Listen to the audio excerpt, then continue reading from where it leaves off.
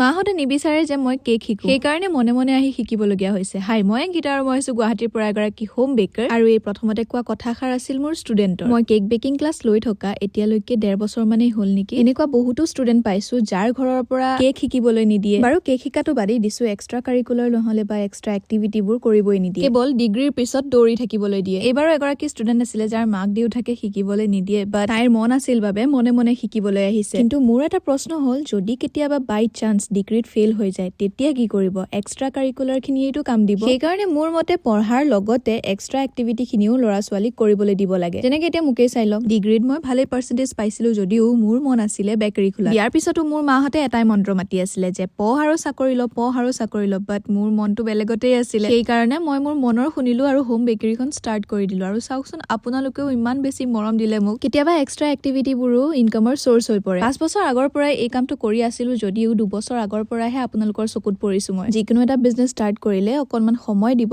চাব ফিউচাৰত আপোনালোকে ফল পাবই। বাৰু আজিলে বাই।